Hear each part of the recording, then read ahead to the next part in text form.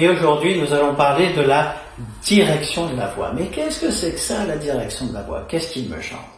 Eh bien, c'est très lié à la précision des voyelles. Récemment, dans un stage, j'ai eu un couple, et tous les deux voulaient chanter en duo « Vivo per lei ».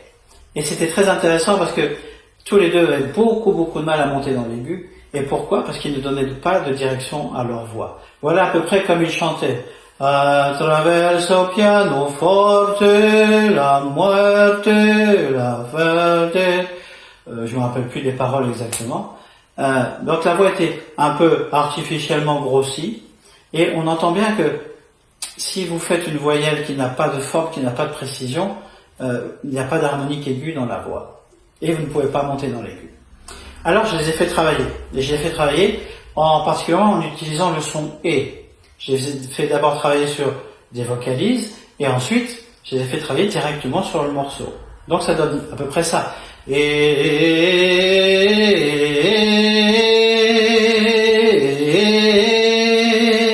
vous pouvez entendre que là, c'est plus du tout la même chose. Là, on sent bien qu'il y a quelque chose dans la voix qui se tonifie, qui devient précis et mordant presque. Okay, un peu comme justement comme les chanteurs italiens dans lesquels on y a beaucoup d'harmoniques aiguës. Vous voyez ce que je veux dire?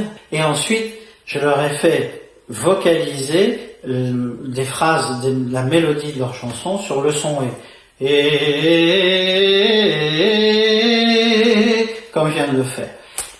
Et ensuite, évidemment, je leur ai fait rechanter leur chanson avec les paroles, mais en ayant fait cette expérience. Attraverso pianoforte, la muerte, je sais plus après, et peu importe. Et là, c'était incroyable parce que leur voix s'est littéralement transformée. Bon, avant, on avait fait un petit peu de travail sur le travail que je vous ai donné dans la vidéo précédente, sur la force, d'accord? Et ensuite, on a fait ce travail-là. Alors, l'exercice que vous pouvez pratiquer, c'est ça. C'est de travailler sur la qualité du « et ». Et ça, il faut être très précis, c'est-à-dire que on peut faire ça n'est pas un et. Et ça, vous voyez que ça vient rebondir. Il y a quelque chose qui est un peu sourd. Et encore, je le fais très légèrement. Ça pourrait être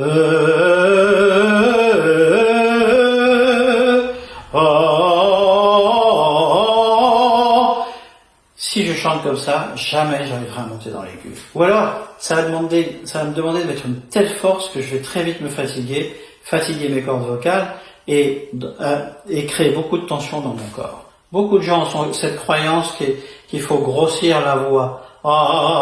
Attraverso pianoforte, la muerte. Quelque chose comme ça, de très ampoulé, et qui requiert beaucoup de force. Attraverso pianoforte, la muerte. Ça, il y a beaucoup plus de direction. Et si vous utilisez ce truc-là, d'abord chantez votre mélodie sur « et » chantez-la après avec des paroles. Vous allez voir une différence énorme dans votre voix.